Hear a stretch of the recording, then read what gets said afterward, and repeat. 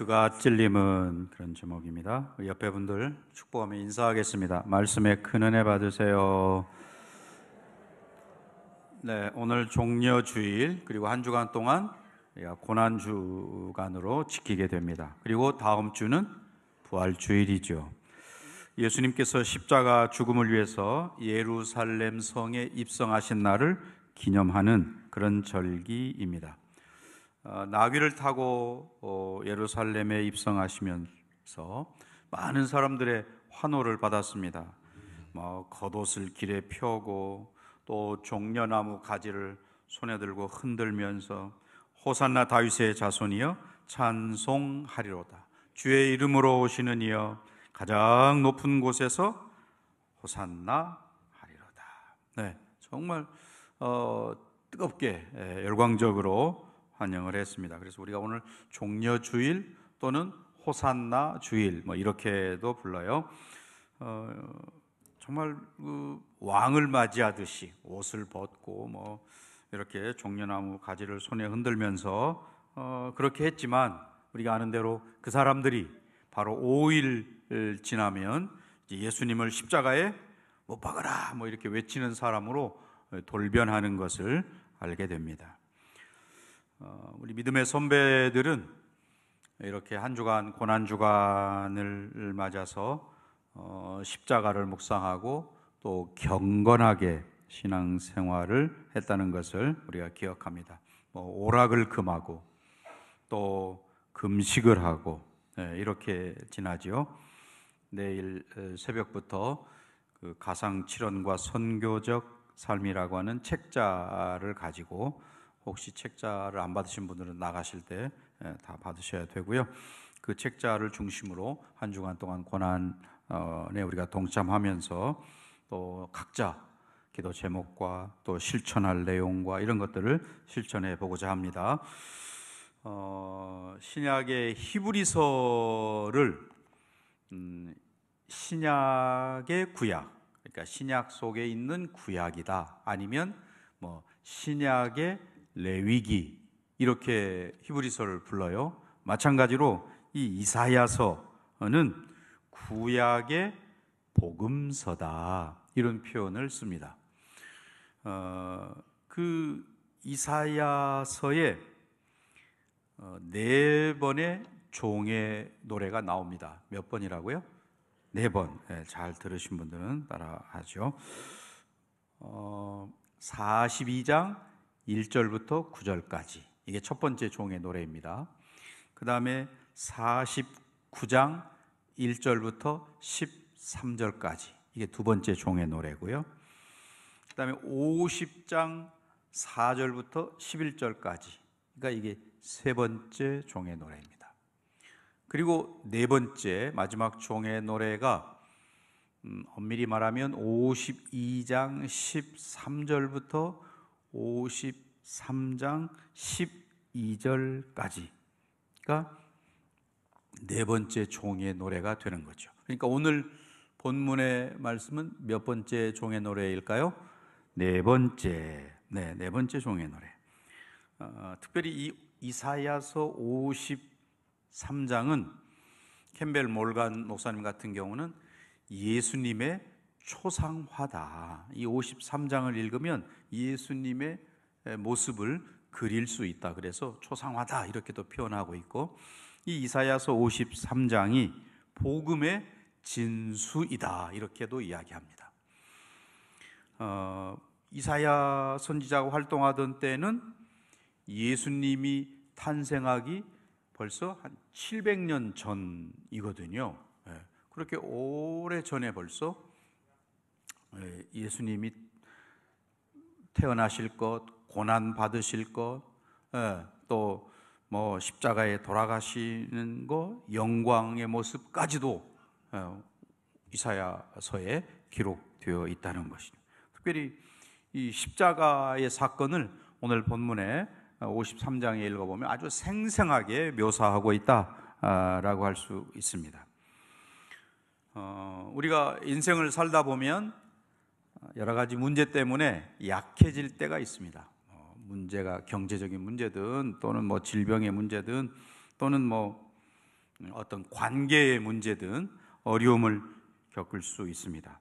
그럴 때 우리는 예수님처럼 하나님께 기도하고 또 그 어려운 상황임에도 불구하고 하나님이 지금 나와 함께 하십니다 라고 하는 그런 의식을, 하나님의 임재 의식을 가지고 또 오히려 그럴 때야말로 하나님께 더 가까이 나아갈 때다 라고 생각을 하는 거죠.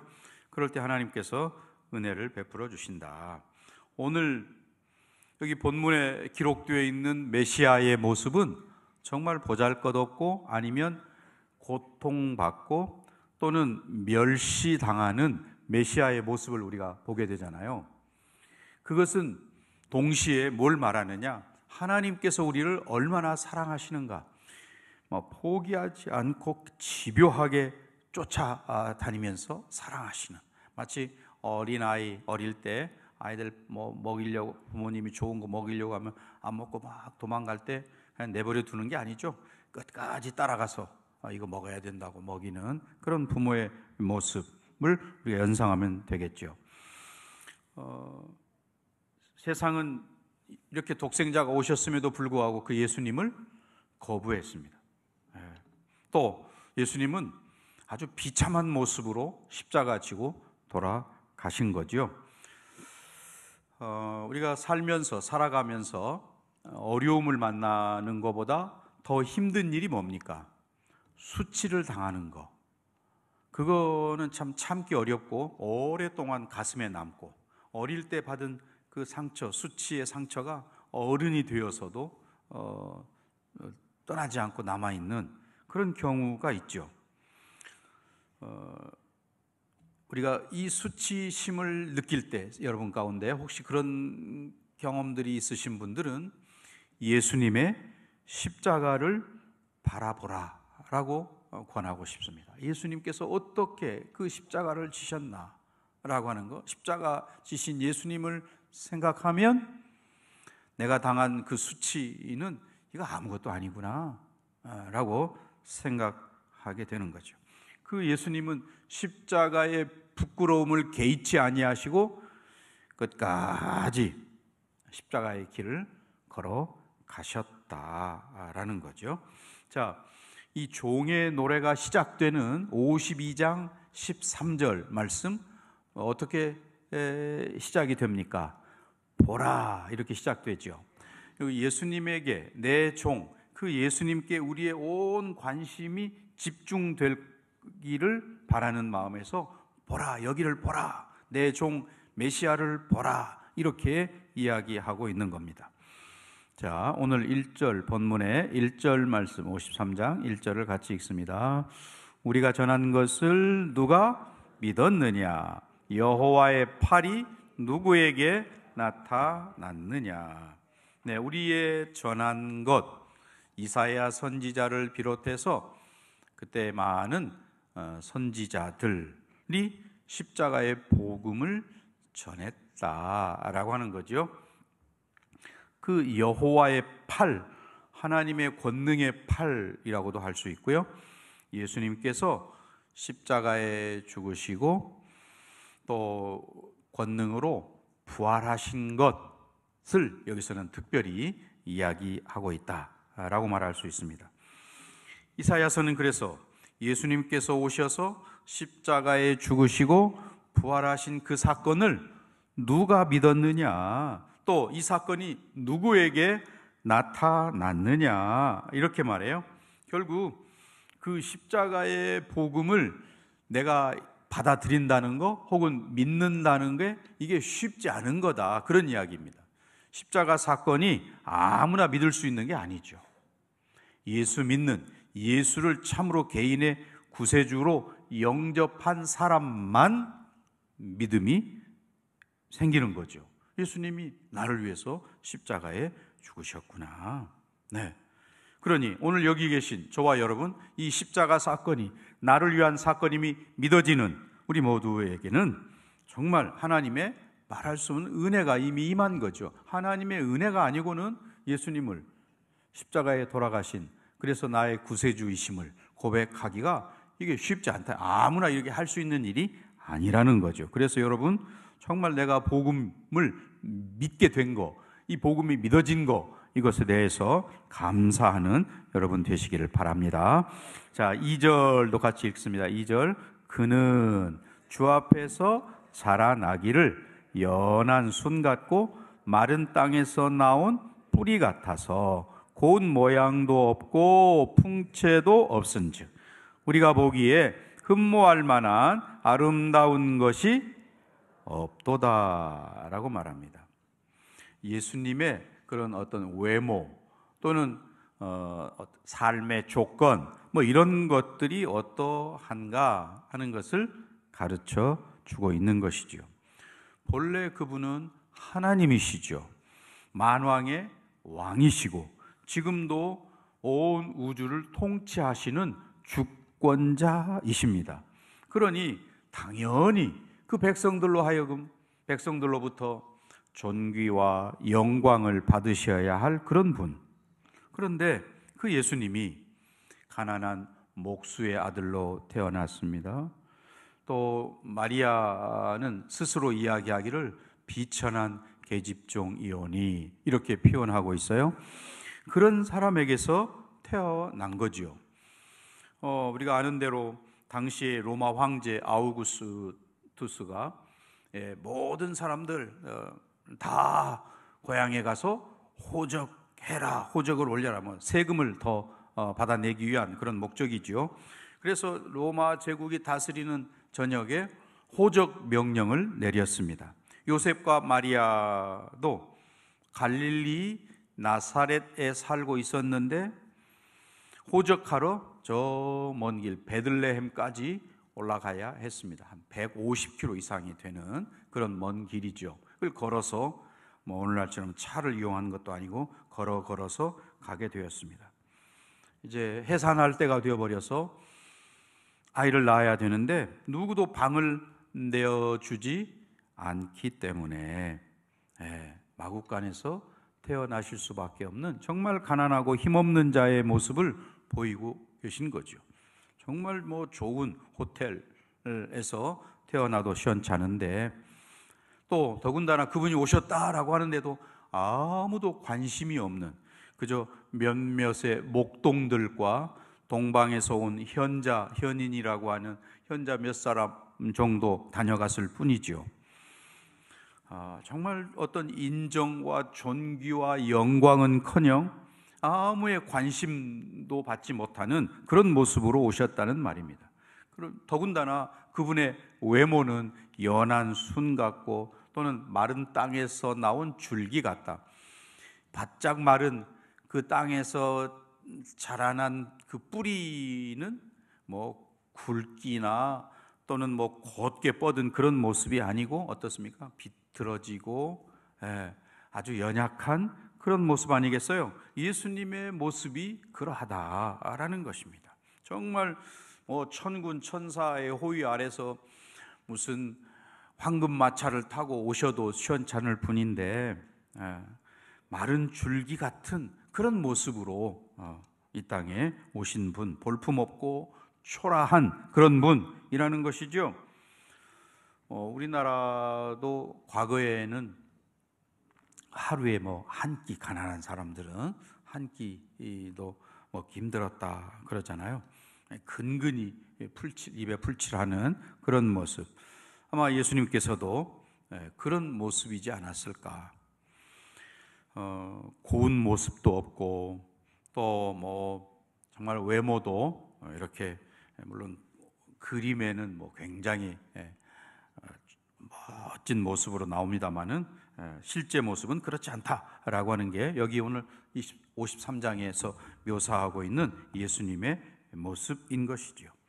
그래서 우리의 아픔, 우리의 연약함, 인간의 그런 모든 것들을 다 이해하시는 분으로 오셨구나 하는 것을 알게 하는 거죠.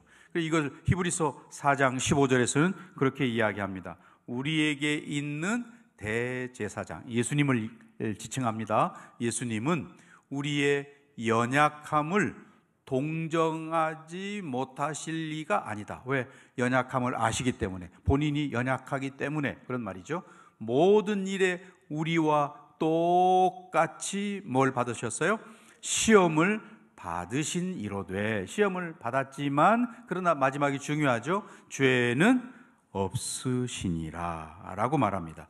그러한 분, 우리와 똑같은 성정을 가지고 우리의 연약함처럼 그렇게 연약한 모습으로 오셔서 우리의 연약함을, 나의 연약함을 잘 아십니다. 그런 말입니다. 자, 3절도 함께 읽습니다. 그는 멸시를 받아 사람들에게 버림받았으며 간고를 많이 겪었으며 질고를 아는 자라. 마치 사람들이 그에게서 얼굴을 가리는 것 같이 멸시를 당하였고 우리도 그를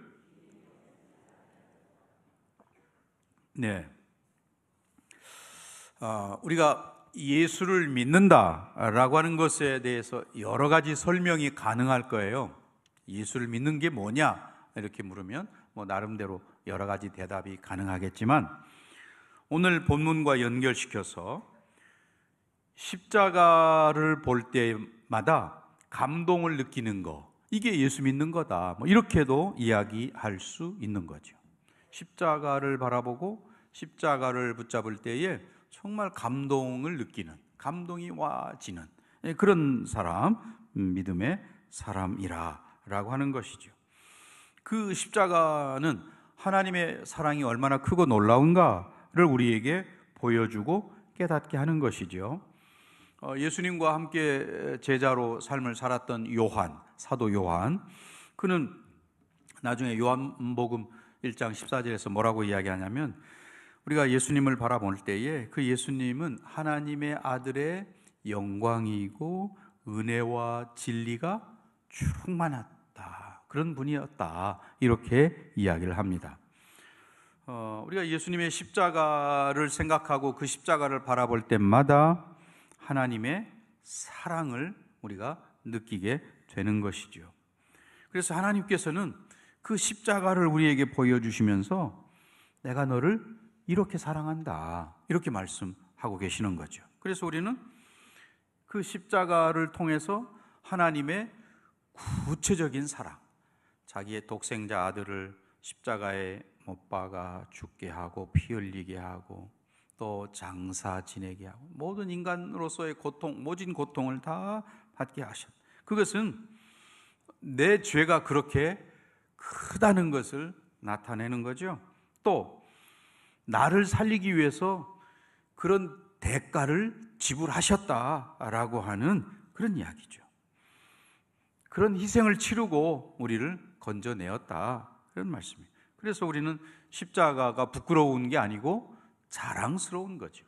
유대인들은 그걸 부끄럽다고 이야기하지만 우리는 오히려 십자가가 나를 위한 것이었고 하나님의 사랑의 결정체이기 때문에 자랑스럽게 이야기를 하는 것이죠. 우리는 그 십자가를 통해 지난주 설교를 말씀을 드렸는데 기억을 하실지 모르겠지만 그 십자가는 죄의 실체를 드러내는 것이다, 이렇게 말씀을 드렸어요. 그 죄, 인간의 죄, 또 그 십자가를 통해서 우리는 하나님의 무한한 사랑, 우리를 얼마나 사랑하시는가, 그 무한한 사랑을 느낀다고 말씀을 드렸죠. 또 영혼이 소중하기 때문에 그 영혼을 살리려고 예수님이 돌아가셔야 할 만큼 영혼의 소중함을 알게 하는 것이었다. 사람들이 예수님께서 막 병을 고치고 빵을 나누어 주고 먹을 거 해결해 주고 이렇게 하니까 따라다니면서 예수님을 왕으로 세우고자 그렇게 했었습니다. 그런데 그 예수님께서 정말 로마의 압제로부터 이 나라를 해방시키고 우리의 왕이 되었으면 좋겠다 이랬는데 그 예수님 로마 군인들에게 잡혀가고 끌려가고 더 이상 빵도 주지 않고 그렇게 하니까 예수님을 멸시하고 싫어했다라고 표현하고 있습니다. 싫어했다, 멸시하고. 여기 아까 우리 3절에 멸시를 받아 사람들에게 뭘 받았어요?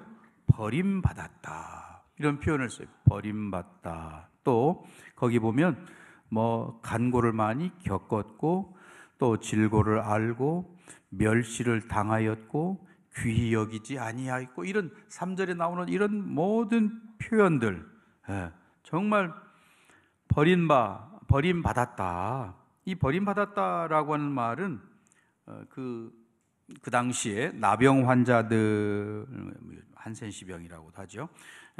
그들이 같은 성 안에 살지 못하고 어떻게 됩니까? 쫓겨나죠. 쫓겨나는 그것을 여기 3절에서 표현하는 버림받았다라고 하는 단어와 똑같은 그런 뜻입니다. 뭐 중풍병자나 또는 뭐 맹인이나 이런 사람들에게는 그렇게 하지 않지만, 나병 환자는 함께 살지 못하도록 멀리 진 밖에 거하도록 그렇게 한 것이죠. 그래서 뭐 돌을 던지기도 하고 소금을 뿌리기도 하고 그렇게 했습니다. 그런데 그 예수님이 마치 그 나병 환자처럼 사람들에게 버림받았다. 말할 수 없는 고통이지요. 세상의 모든 사람들의 주인이고 모든 사람들의 숭배를 받아 마땅한 그분이 사람들에게 버림을 받아 나병 환자를 그렇게 아주 싫어하듯이 그런 모습으로, 마치 학교에서 우리가 그 왕따를 당한 그런 학생들, 중고등학생들이 그 중에는 견디지 못하고 스스로 목숨을 해하려고 하는 그런 학생들이 있다는 뉴스를 우리가 어쩌다 접하기도 하잖아요. 그 예수님께서 그렇게 버림받았다라고 이야기를 하고 있습니다. 그런 고통, 질병의 고통, 그 고통을 주님이 아신다. 예수님께서 나병 환자를 고치신다든지 아니면 죽은 나사로를 살린다든지 할 때에 예수님 어떻게 하십니까? 불쌍히 여기셨다, 이런 표현을 쓰죠. 그런 표현은 뭐냐면, 불쌍히 여기셨다는 이 표현은 그들의 고통에 동참하셨다, 그런 말이거든요. 그러니까 예수님께서 정말 가난한 자, 병든 자, 그들의 슬픔을 아시고 또 멸시받고 또 천대받는 그런 사람들의 아픔을 아셨다 하는 것입니다. 예수님 원래 그 신성 모독죄로 사실은 이제 돌아가시게 되는데, 하나님의 아들이라고 말했다는 그것 때문에 대제사장들과 서기관들에게 사형 판결을 받잖아요. 그리고 뭐 네가 그리스도냐 뭐 조롱하기도 하고, 또 뭐 예수님의 뺨을 때리기도 하고, 그런 모습들, 정말 사형 판결을 내리고는 자기들이 이제 죽일 수 없기 때문에 사내들이는 그 사형을 집행할 그런 권한이 없잖아요. 그래서 로마 총독 빌라도에게 예수님을 넘겼습니다. 사형시켜 달라고. 그래서 빌라도가 뭐 십자가에 못 박도록 넘겨줍니다마는, 그 빌라도도 예수님이 죄가 없으신 분이라는 것을 잘 알거든요. 그래서 요한복음 18장, 19장을 읽어보시면 빌라도가 3번이나 예수님은 이 사람은 죄가 없다, 이런 말을 직접 합니다.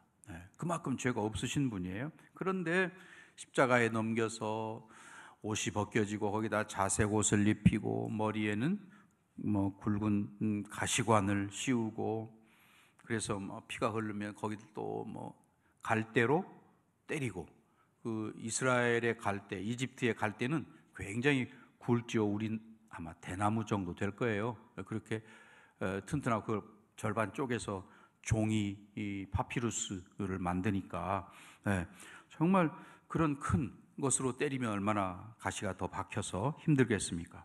또 뭐 채찍질하고, 그 채찍 6가닥으로 된 가죽 채찍 끝에는 뭐 쇠 조각이 달려 있어서 그걸 때리고 들어 올릴 때 살점이 뜯긴다, 뭐 그런 이야기도 있죠.